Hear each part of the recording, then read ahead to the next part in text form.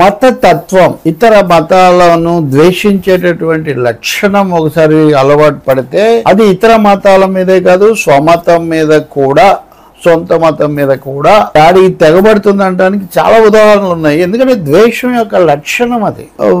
హైదరాబాద్ చుట్టుపక్కల మరి ముఖ్యంగా చాలా భక్తి ప్రపత్తులతో వెళ్లే ప్రసిద్ధమైన ఆలయం చిలుకూరి బాలాజీ ఆలయం.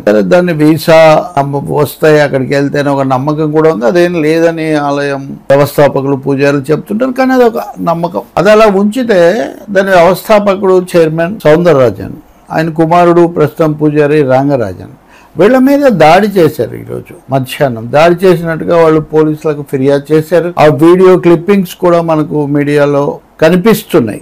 దాడి చేసిన వాళ్ళు ఎవరు? అన్యమతస్తులు కాదు, రామరాజ్యం అనే సంస్థను నడుపుతున్నటువంటి వాళ్ళు. రామరాజ్యం సంస్థ పేరే. ఇది అయిన తర్వాత నేను చెక్ చేశాను. రామరాజ్యం అనే వీడియోలు ఉన్నాయి, సైట్ ఉంది. అలాగే పూజారులు ఎలా పూజ చేయాలో, ప్రవర ఎలా అడగాలో, కులాల వారిగా ఎలా గుర్తించాలో ఇవన్నీ కూడా చెప్తున్నాడు. వీర రాఘవరెడ్డి అని ఒక పేరు ఉన్నాయన. ఈరోజు సౌందరరాజన్ మీద దాడి చేసింది కూడా ఈ వీర రాఘవరెడ్డి. దాంతోపాటు ఇంకా కొంతమందికి కూడా తమ యొక్క రామరాజ్యం సంస్థకు సైనికులు కావాలి కాబట్టి ఆలయం దగ్గరికి వచ్చే వాళ్ళల్లో క్షత్రియులెవరో వాళ్ళ గోత్రాన్ని గుర్తించి వాళ్ళను ఇందులోకి చేర్చాలట. అది వాళ్ళ ఇది.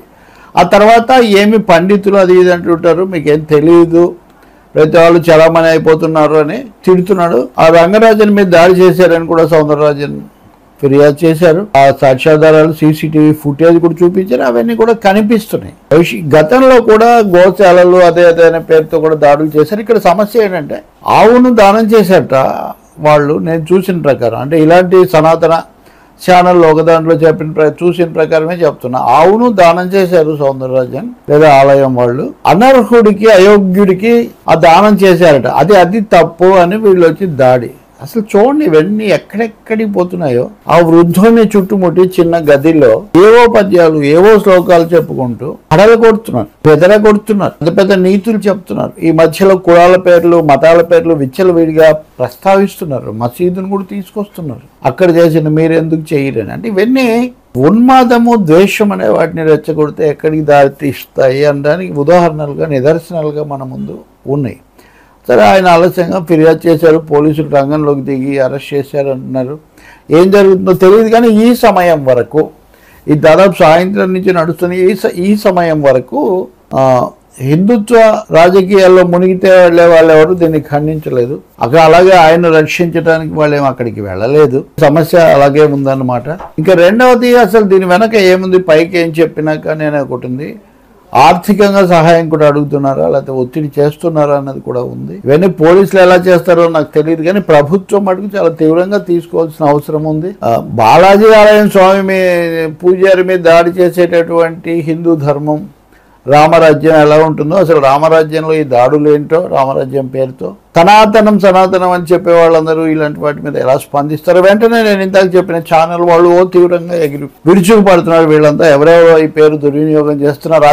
సరిగ్గా అదే ప్రమాదం. వెనకటికి ఒక న్యాయవాది కేసు వాదించేటప్పుడు అక్కడ ఎవరో ఒక ప్రతివాది ఉంటారు కదా, తన తరఫు అతనికి చెప్పాడట, జడ్జి గారు లేకపోతే ప్రాసిక్యూషన్ వాళ్ళు ఏమడిగినా బెబ్బే అని చెప్పు, అంతే, బెబ్బే, ఏమడిగినా బెబ్బే అంటున్నాను. బెబ్బే అన్నాడు, గెలిచాడు. బయటకు వచ్చాక లాయర్ మరి ఫీజు ఇవ్వు అంటే బెబ్బే అన్నాడంట. ఇప్పుడు అలా తయారైంది పరిస్థితి.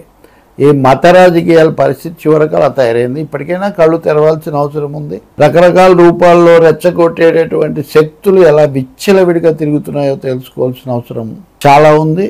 ఇప్పుడు ఈ చిలుకూరు ఆలయం వాళ్లే, ఉదాహరణకు ఆలయాల మీద ప్రభుత్వం యొక్క అజమాయిషీ ఏమీ ఉండకూడదు, దేవాదాయ శాఖ ఉండకూడదు, స్వయంగా మత ధార్మిక సంస్థలే నడపాలి అనే ఒక ఉద్యమానికి కూడా వాళ్ళు నాయకత్వం వహిస్తూ ఉంటారు. ధార్మిక సంస్థ, ఇవన్నీ కూడా ధార్మిక సంస్థలు అనే పేరుతోనే చలామణి అవుతున్నాయని మనం తెలుసుకోవాలి. శిథిలాలయంలో శివుడు లేడు అని వెనకటికి అనిశెట్టి గారు పాడినట్టుగా ఈ ఆలయాలన్నిటికీ స్థితి తెచ్చిన వాళ్ళు ధర్మం. చాలా మంది ధార్మిక నామధారులని మనం గుర్తించాల్సి ఉంటుంది. ఎక్కడ చూసినా రాజవంశీకులు లేదా దాతలు ట్రస్టులు ఏర్పాటు చేసి వాటి మీద పరోక్ష పెత్తనం చేస్తున్నారని కూడా మనం గుర్తుపెట్టుకోవాలి. ఈ ఆలయాలకు ఉన్నటువంటి ఆస్తులను లేకపోతే దాతలు ఒక సదుద్దేశంతో ఇచ్చిన వాటిని విహెచ్పి లాంటి వాటికో లేకపోతే పీఠాలు ఎలా ఉన్నాయో మనం చూస్తున్నాం. ఏ పీఠాలు ఏ రాజకీయ పక్షాలకు లేకపోతే నాయకులకు లోబడి ఉంటున్నాయో, చేతులు కలుపుతున్నాయో ఇప్పుడు ప్రజలు సర్వసాధారణంగా మాట్లాడుకుంటున్నారు. కాబట్టి రాజకీయం వేరు, మతము, పూజ, విశ్వాసం వేరు అన్న వాస్తవాన్ని అయితే మనం గుర్తించాల్సి ఉంటుంది. ప్రభుత్వం యొక్క లేదా ధార్మిక దేవాదాయ ధర్మాదాయ శాఖ యొక్క పర్యవేక్షణ లేకపోతే అసలు ఏమాత్రం రక్షణ లేకుండా పోతుంది అనే అంశాన్ని కూడా గుర్తించాల్సి ఉంది. మూడవది, మాట్లాడితే దేవుళ్ళు, విశ్వాసాలు అనేవాళ్ళు మరి ఎందుకు వీళ్లకు రక్షణగా ఎప్పుడు రాలేదు? మరి రేపు ఏమైనా హడావుడు చేయొచ్చు, కానీ వెంటనే రావటం కదా. వెంటనే కేంద్ర మంత్రులు ఉన్నారు, ఎంపీలు ఉన్నారు, ఎమ్మెల్యేలు ఉన్నారు, ఎందుకు రాలేదు? ఇది ఒక రాజకీయం అంతే. రాజకీయంగా ప్రయోజనం అనుకుంటే వస్తారు, లేకపోతే లేదు. మరి ఇంకా ఈ రాఘవుడు, ఈయన పేరు రాఘవుడే కదా, రాఘవరెడ్డి విషయం పోలీసులు ఏం చెప్తారో మనం